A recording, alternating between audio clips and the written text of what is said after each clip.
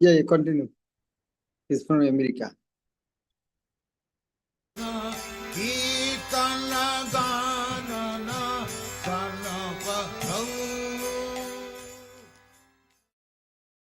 I would like to speak a little bit about the importance of remembering Prabhupada, of remembering Prabhupada's Vani and Vapu. Because we were mentioning the other day that, of the two, of course, Vani is more important. We understand that. Vani, of course, means the instructions of Srila Prabhupada, and Vapu means the physical presence of Srila Prabhupada. Well, interestingly enough, the Vapu, physical presence of Srila Prabhupada, was also instructive to us. We were listening this morning to Bhakti Prema Maharaj's talk about Prabhupada's determination to actually fight to the very end. And that always inspires me. I mean, sometimes devotees talk about retiring at the ripe old age of 50 and setting up retirement communities, which we have nothing against, retirement communities.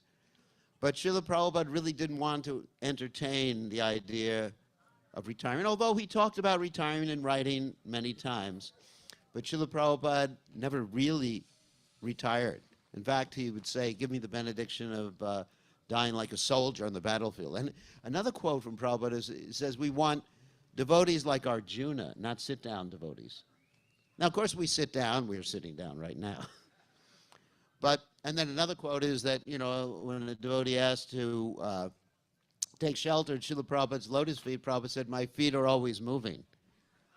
So, we can come up with so many quotes about this that really this is a movement. Prabhupada even called it the Hare Krishna movement. He didn't call it the Hare Krishna organization, Hare Krishna bureaucracy, Hare Krishna social structure, Hare Krishna Foundation. He called it the Hare Krishna movement because he wanted things to move. If you don't move, in other words, unless you increase, you're increasing, you're going to decrease. You're going to end up as an anachronism. You're going to end up as completely irrelevant to society. So Prabhupada wanted us to keep moving, to keep expanding. Prabhupada's vision was not simply a little vision, a few devotees chanting Hare Krishna and a few farm communities and temples around the world. Prabhupada's whole vision was to create a revolution in the misdirected lives of an impious civilization, as the Bhagavatam verse tells us, Tadvad Visargo Janataga Viplo Yasman Pradishlokam Abadavachapi Namananantasha Yasho Nikataniya Trinvanti Gayanti Grinanti Yat Sadavaha. That this Bhagavatam is meant to create, Bhagavatam and Krishna Katha and Prabhupada's mission, they're all the same, is meant to create a revolution in the lives of a misdirected civilization. So the way we can change, there's two ways of changing the whole world, and one of them is most important, that we ourselves become fit instruments for Prabhupada. Now, having good sadhana, really attached to the holy names, chanting nicely, because you're not going to change the whole world just by some material management adjustment. It has to come from spiritual potency, as stated in the Chaitanya Charitamrita. Krishna Shakti Vinanahi Tari Bhavartana. That's nice. That without Krishna Shakti, then Krishna consciousness can't be spread. And so I'm going to tell a little story about my own interactions with Prabhupada that illustrates how the potency of Krishna consciousness can make people Krishna conscious. It goes back many years ago, before anybody here was born. Once upon a time, I was in Maya. Still am, but anyway. So once upon a time, I was in illusion, and I was listening to the radio. Just like any other nonsense person. I was listening to the radio, the top 10 of the whatever hit parade, whatever they had in the 1960s. And all of a sudden, I heard Prabhupada chanting on the radio. I didn't know it was Prabhupada. I didn't know. All I heard was this person going, Hare Krishna, Krishna Krishna, Hare Hare. And immediately, I didn't know anything about Hare Krishna at that point. Immediately, my life changed. I mean, I didn't put on a dhoti, shave my head. I mean, that took some time. But immediately it changed. When I heard it, I just thought, what is this sound? And then I kept my radio on with my tape recorder. In those days, they had reel-to-reel tape recorders, not, you know, your tiny MP3 players and stuff like that. And I kept it on for like 24 hours, waiting until the song came on again so I could record it. I mean, I didn't know what it was. That shows the potency of Krishna consciousness. So I kept it on, and finally it came on again. And they said, these are the Hare Krishnas, chanting Hare Krishna. Anyways, and I recorded it, and I kept playing it again and again. And guess what? You know, I gave up eating meat. I mean, I didn't even know what was happening. This is the potency of a pure devotee. So I gave up eating meat.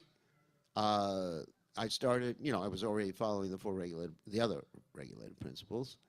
And I somehow or other became attached to the chanting of the Hare Krishna. I didn't even know what the chanting was at that point.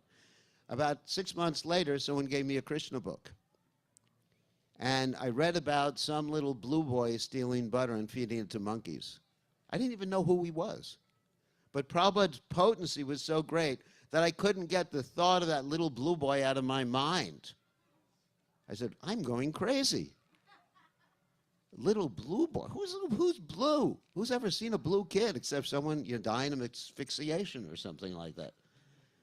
And I couldn't get him out of my mind, and then I was thinking like that, and then finally I came in contact with the devotees, but I said, no devotees, I don't want to wear something like that. I don't want to shave my head. I had long beard, you know, hippie guy, you know, so.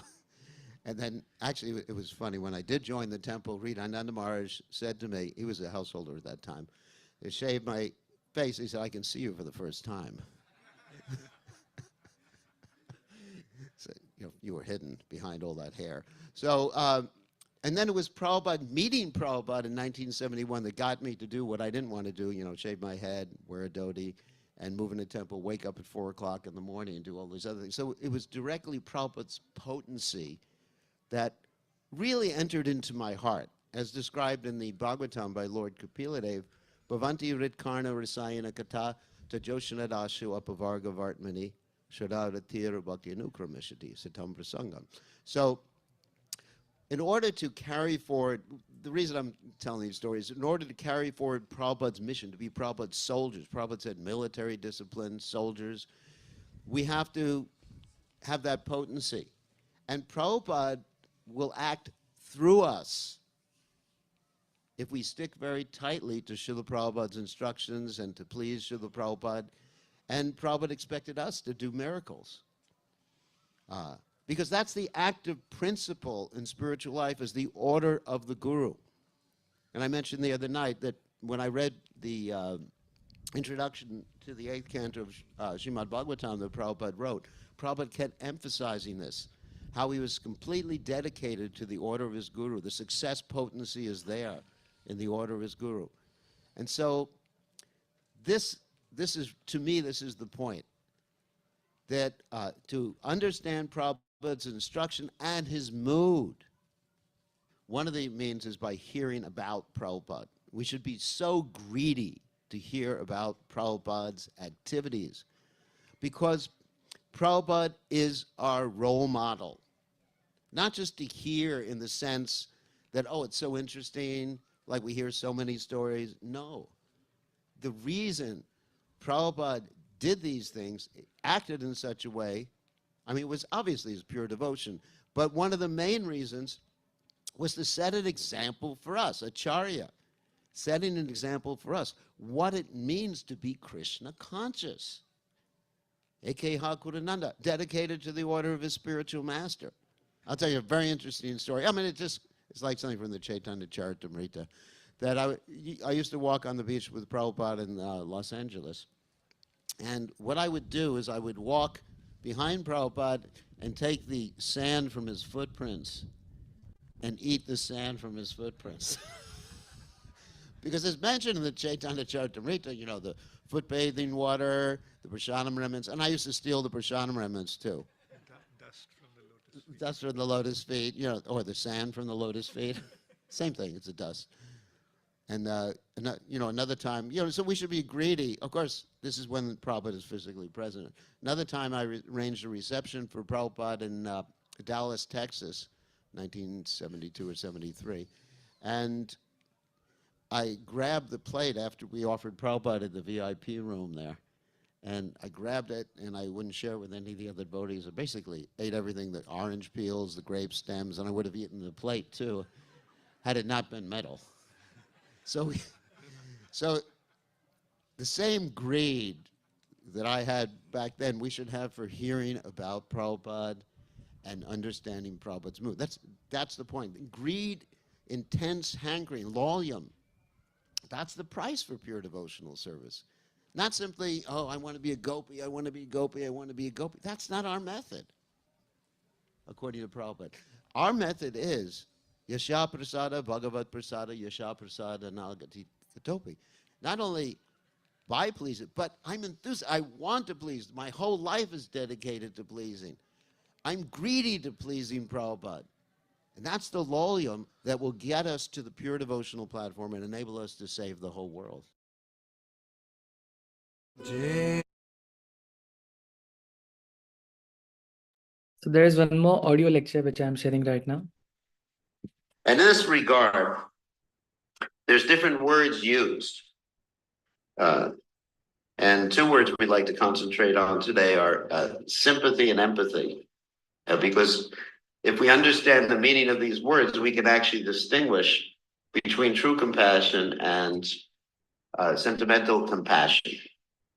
Of course, sentimental compassion also means that one does what they think is best for the person without considering the Vedic injunctions, without considering the instructions of the Supreme Personality of Godhead. That is sometimes and usually very harmful for the living entity when we have this sentimental compassion. And Prabhupada gives the example, of course, that there was once upon a time, there was a young child with some sort of like liver disease.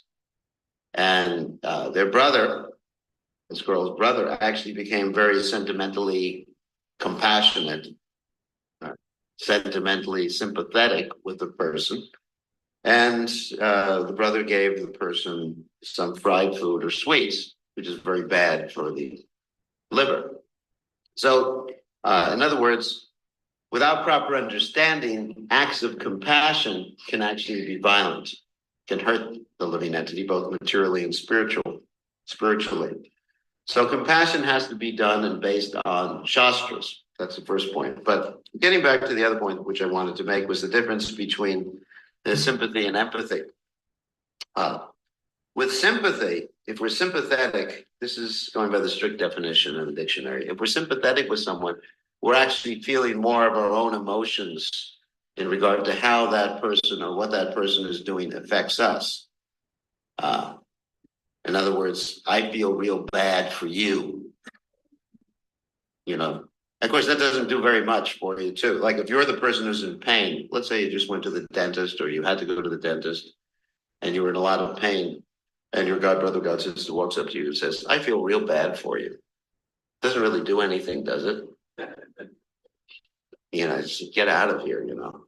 So that's a sympathy where one is actually just more in tune with their own feelings. That's not Krishna conscious compassion. That's material. Just like before I joined the movement, my mother used to do all these different welfare activities, helping people. And I said, why do you do these things? She said, because it makes me feel good. So that's sympathy. You know, you're doing something because it makes you feel good, or you feel guilty. That's another aspect of sympathy.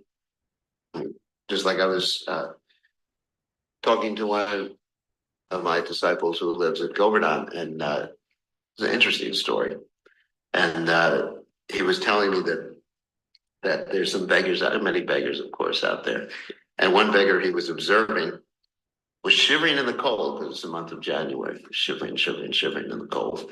And he felt so bad for the person, and he watched the person for a while, felt so bad. And he watched the person, and he saw that people were donating different things like shawls and everything like that to the person. The person was putting them away and then going out and shivering again.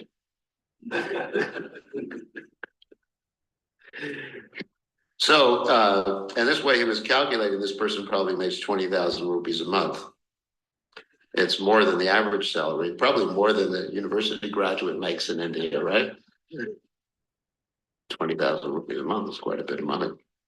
Anyway, so in other words, people were giving things because they felt bad for the person.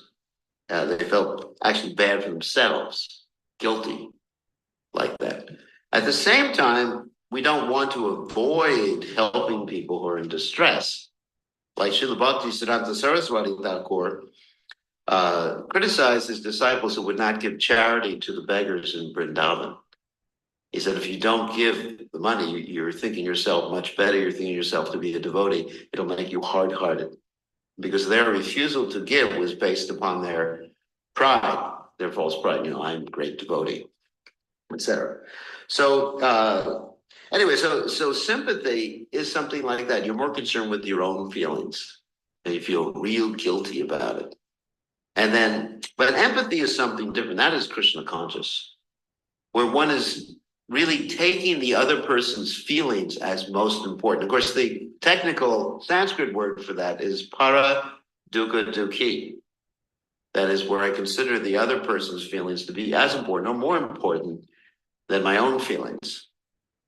So how do you get to that point of para dukkha dukhi instead of just being, let's say, sentimentally sympathetic? Oh, I feel so bad for you, poor little boy. And as I mentioned before, that doesn't do anything for anyone if you tell them you feel so bad for them. It actually helps a person much more if you're empathic with them. Let's say, let's go back to the example of toothache again. Let's say you have a toothache and it's really hurting you, and the person says, in a reflective fashion, in a compassionate, reflective fashion, that they must be in a lot of pain because of that toothache.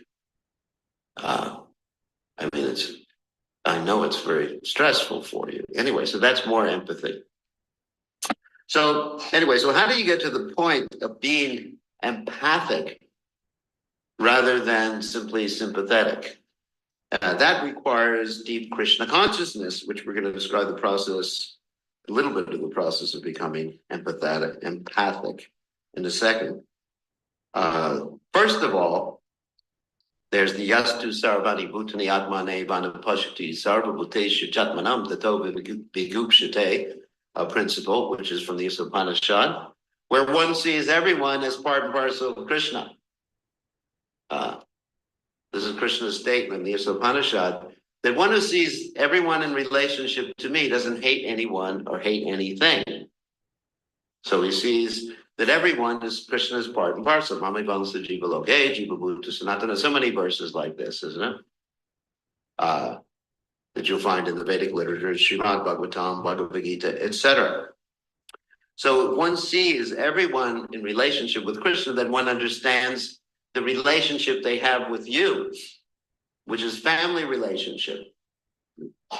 Just like a mother is naturally very empathic with the child. She feels the child's distresses to be her own, or actually even more intense than her own distresses. And of course, Prabhupada did say that the love a mother has for the child is perhaps the closest thing to pure love that we can find in this world, isn't it?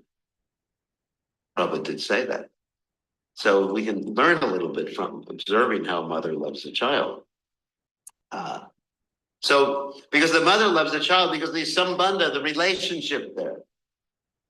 So we don't love people because we don't experience the sambandha or relationship, or we hate people because we don't experience the sambandha or relationship. So how to develop that sambandha, the relationship, is to develop our relationship with Krishna. And then everyone becomes related to us. So that's the first step. Then Lord Kapila Dev gives us further steps on how to become compassionate or empathic with others. And the first step he gives us is perhaps the most difficult step to take. This famous verse. Tatikshava kurunika surida sarvadehina majata satrava shanta Sattva, Sattvabhushana. First step, he says, you have to become what? Does anyone know what that word, titikshapa, means? No one knows. Tolerance. And actually, that's Krishna's first lesson in the Bhagavad Gita, isn't it? Matra sparshas, Tukantiya, Sitoshna, Supadupada, Pagamapa, that's Tamsa Tikshasha Bharata. One must learn to tolerate what? Heat and cold, pleasure and pain, happiness and distress, all these things. So before you can even think of compassion, empathy, caring for others, you have to become tolerant. Because if you're not tolerant, what's going to happen? You're going to hate some people and you're going to love other people. This is politics. The same politics that Prahlad Maharaj's wonderful teachers, Sunda and Amarka, were attempting to teach him. Isn't it? Friends and enemies. Everybody's heard of this? That was also mentioned as part of the Srimad Bhagavatam. Prahlad Maharaj's teachers were attempting to teach him politics. Just like you see right now, there's a political race going on between different candidates for president of the United States. And naturally, they're calling each other names and finding fault with each other. Isn't it? It's very interesting. Of course, I won't tell you who I'm going to vote for, but anyway. Maybe I should. I like Obama best. Anyway, I'm not telling you all who to vote for. But anyway, so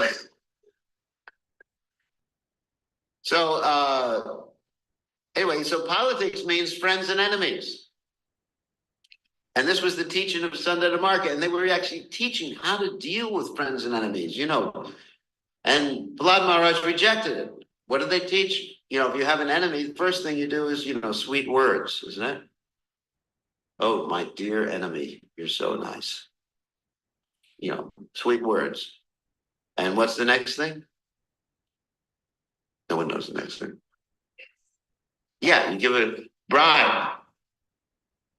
We don't want to say gifts, it's a bribe. My dear enemy, you know, here, take 50,000 rupees and go away. Just like one time I was going into India. And I had with me a devotee from South America, and that time they were checking someone's injections, vaccinations. And the man said, no, you can't come into India. You have to go 14 days into quarantine because you haven't had your proper injection. Not to me, but to the other gentleman I was with. And he said, and you have to go to the hospital. Each day in the hospital is going to cost you 100 rupees. So I said to the man, what if I pay the 100 rupees times 14 days right now to you? Then he doesn't have to go to the hospital, right? And the man said, yes, that's good. Quick quarantine.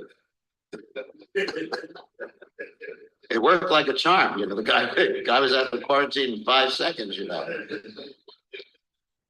So that's called a bribe, you know, money. Sweet words, bribe. Then another thing is high position. Oh, would you like to become vice president? Or something like that. I remember also another story from South America. I've been years in South America preaching in the early days of the movement, and then but everybody liked to have a position there, you know. They were all doing politics, so you had to give people, oh, you're in charge of making sure the bathroom is clean. You're the president of the bathroom. So everyone had to have a position, isn't it? Anyone who's worked in South America probably knows what I'm talking about. You're in charge of this, you're in charge of that. Anyway, so sweet words, position, bribery, and then another one is beta. Beta means divide and conquer. You go, let's say you have two enemies and you get them fighting with each other. It's really a cool way to get rid of them. You just say to one enemy, you heard what that enemy said about you? You know, not didn't say it to me. You heard what that other person said about you? Then you go to the one, did you hear what he said about you? He doesn't like you very much. He's criticizing you all the time. And then you go back, he's criticizing you all the time. And then what happens? They end up killing each other, fighting with each other. And actually, Lord Brahma used this technique. There were two demons, Sunda and Upasunda. I'm not going to tell the whole story. And no one could get rid of them They had the benediction from Lord Brahma that the only way they would die is if they killed each other. And there were two friends, there were two brothers. They loved each other. So what Lord Brahma did is he created this most beautiful girl in creation named Tilotama. And he sent her to the boys while they were drunk, and then they started fighting each other and killed each other off. So that's divide and conquer. And then after divide and conquer, that's beta. Beta means make a difference. Like we have our Chincha Beta Beta Tattva philosophy. And then after that, after divide and conquer, then there's a threat. And then finally, argumentum ad baculum, you have the stick. So anyway, these are the different methods of dealing with enemies, friends, and enemies. Prahlad Maharaj rejected this as demoniac. Unfortunately, we haven't all rejected this particular thing. Now, we think that certain people satisfy my senses are my friends, certain people don't satisfy my senses are my enemies. We haven't learned to tolerate, in other words. So we think that certain people are objects of my compassion, my empathy, my sympathy, whatever it is, and certain people they're not, because they don't please my senses. So this is not Krishna conscious empathy, sympathy, or compassion, whatever you may call it. It's just not. It's just not. It's based on sense gratification, pleasing yourself. Again, just another version of pleasing yourself. So how does one develop tolerance? And one story that I use to illustrate how one can develop tolerance is the story of Dharma the bull, who was being, someone's mobile phone is going off and we're becoming intolerant. So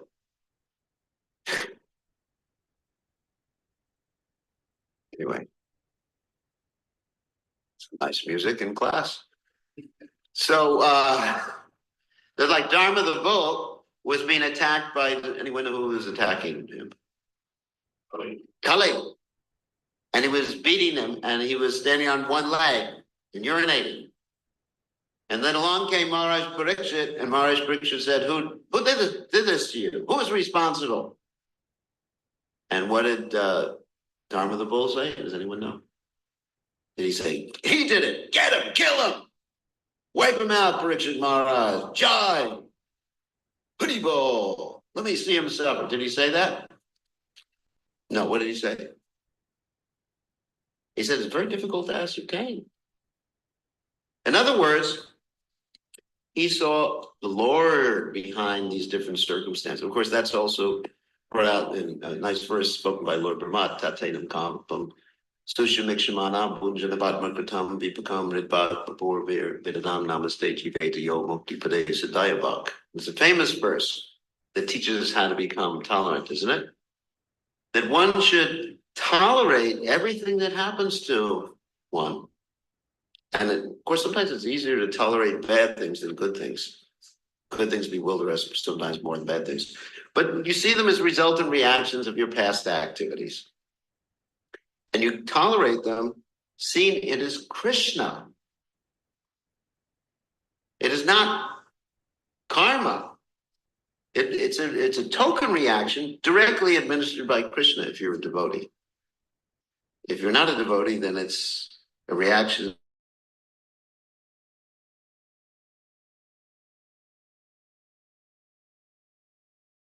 It's Krishna, and Krishna is doing it for a specific purpose to teach you a specific thing, right?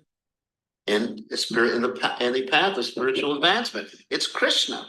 One sees Krishna in everything, Krishna everywhere. Krishna says this in the Gita: one who sees me in everything and everywhere is never lost to me, nor am I ever lost to him. So if one sees like that, then one understands it's for my own good this thing is happening, and Krishna's arrangement is there. And all of us, I think, in the progress or our spiritual lives or our experiences in Krishna consciousness have had things happen to us, and we can't figure out why Krishna is doing it. Anyone ever have that experience? Hare Krishna. So keeping that class to that extent so that we can glorify Maharaj as well, I will share the link of the lecture further. So we'll now hear about the glories of Maharaj.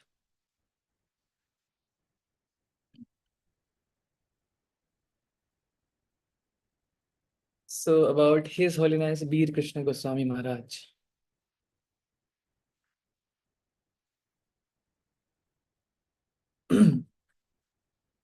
So Maharaj's birth name was Bruce Martin. Maharaj was born on February 25th, 1949 in Long Island, New York, United States of America.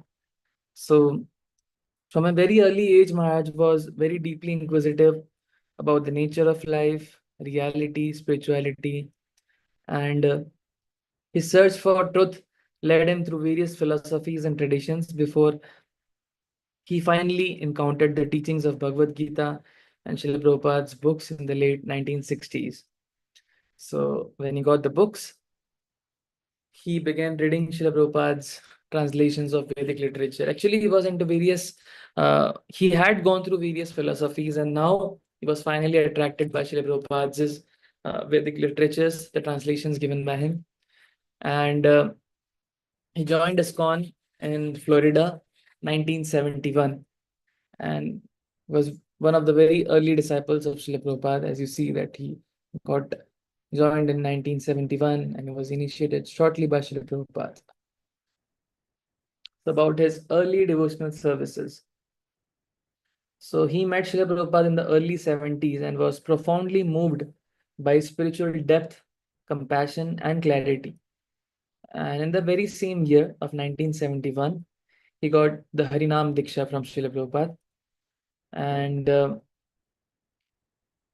from the years 1972 to 1974, he served by traveling across the United States, distributing Srila Prabhupada's books and lecturing at colleges and universities. From 1974 onwards, he contributed to publication of Srila Prabhupada's books in English and Spanish. He preached extensively across South America, Central America, and the Caribbean.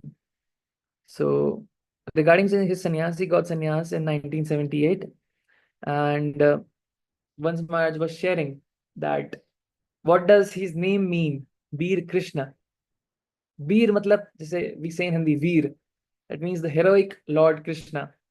So we can see how encouraged Maharaj is and how spiritually potent he is, that he encourages everyone to preach Krishna consciousness. As we heard in the lecture in the beginning, how he was discussing about how we should be sheltered around Srila Prabhupada, how the devotee should be a warrior, and how you should be a warrior in distributing Srila Prabhupada's books and various aspects of preaching.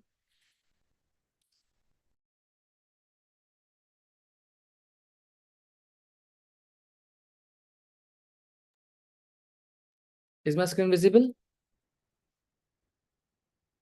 Yes. About sannyas and preaching expansion. He took sannyas in 1978.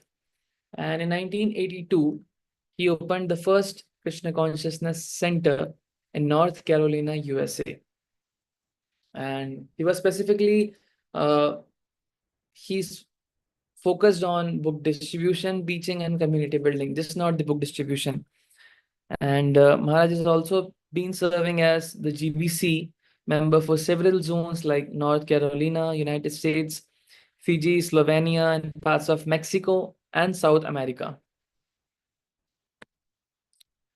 About his GBC leadership and service. So he began serving as a GBC member in the mid-1980s. So as of now, the current zones, as we discussed, Fiji, Southeastern United States, Serbia, and Slovenia.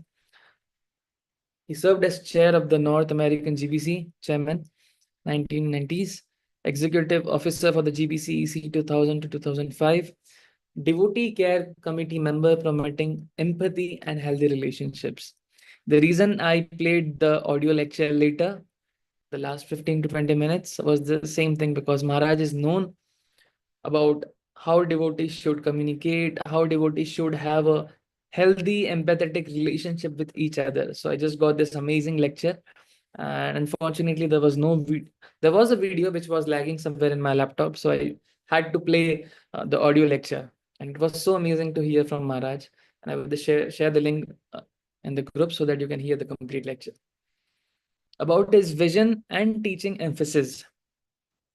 So he advocates for communication and transparency, as I said, between GBC and ISKCON members. He's known for having various sessions on communication, how amazingly he teaches devotees to have a good communication. Like Vaishnava communication is a bit different. Vaishnava communication means you have to be respectful, you have to avoid Vaishnava aparadh, but also you have to communicate the truth. So I heard one of the lectures, just giving a glimpse of that. He emphasizes relationships, empathy, and devotee care as central to community life. He is known for clear, thoughtful, and practical application of philosophy, dedicated to making Krishna consciousness accessible and deeply relevant. So apart from this, Maharaj has also been instrumental in establishing temples, communities, educational programs, especially like as we saw that about the communication and empathy.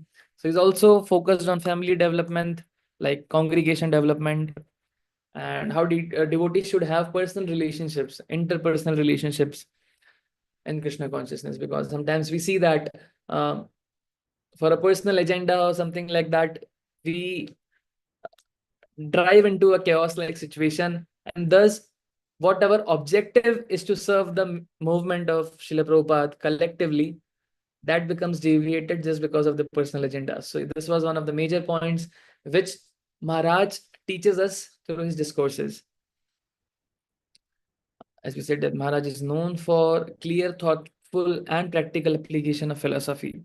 So Maharaj is known for his practical, compassionate, and psychologically aware preaching.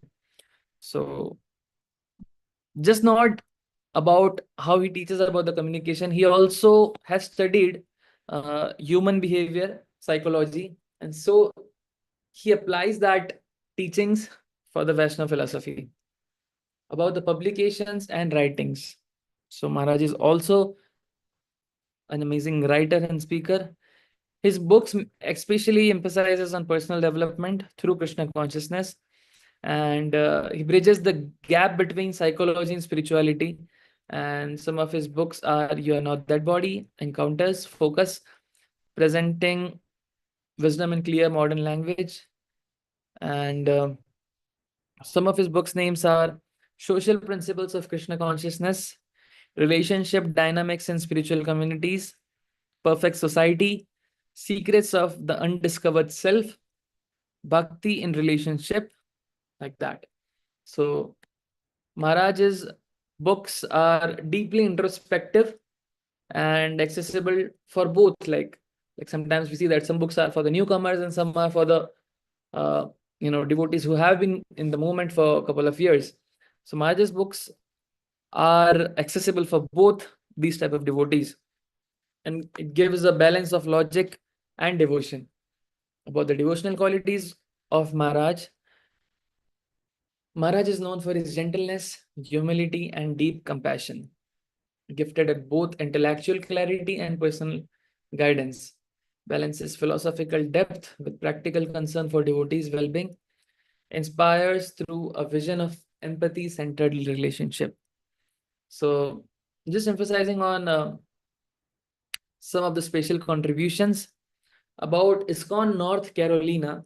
So Maharaj has developed an amazing devotee community in Hillsborough, North Carolina. And over there, he focuses on loving Vaishnava relationships, community building, etc. Apart from this, Maharaj has also played a vital role in the growth of ISKCON Fiji. He guides devotees over there, and he has been overseeing the projects over there for many years. And mentorship and education. Maharaj has established a mentorship system which emphasizes care, empathy, and emotional intelligence and Krishna consciousness, which is one of the very most important binding concrete factor, which sometimes gets neglected. But the care, empathy, and emotional intelligence in Krishna consciousness is one of the core things which Maharaj teaches. And Bhakti Yoga in modern context, Maharaj is often given various seminars on importance of authentic relationships, inner healings, and emotional maturity as essential to become a Krishna conscious person. The legacy of Maharaj. Maharaj has had a life of faithful service to Srila Prabhupada's mission through preaching, writing, and leadership. established and nurtured sustainable Krishna conscious communities across the globe, leaves behind a legacy of books, teachings, and personal care, continues to inspire ISKCON with his commitment to empathy, relationships, and communication. So, we have been uh, blessed by Srila Prabhupada to have such an amazing gurus in ISKCON so that we can learn such specific qualities. Even now, Maharaj visits Vrindavan Dham during the month of Kartik. However, Maharaj preaches in countries like America, Fiji. So it's rarely accessible to get the mercy for the devotees staying in India. But still, if you have somewhat time, in case you go to Vrindavan and in case you see Maharaj over there, please make sure that he's very easily accessible and you can get his mercy. Jai His Holiness Veer Krishna Goswami Maharaj ki Jai. Jagat Guru Srila Prabhupada ki Jai. Nitai Gaur Premanande. Hari Hari Bol. Hari.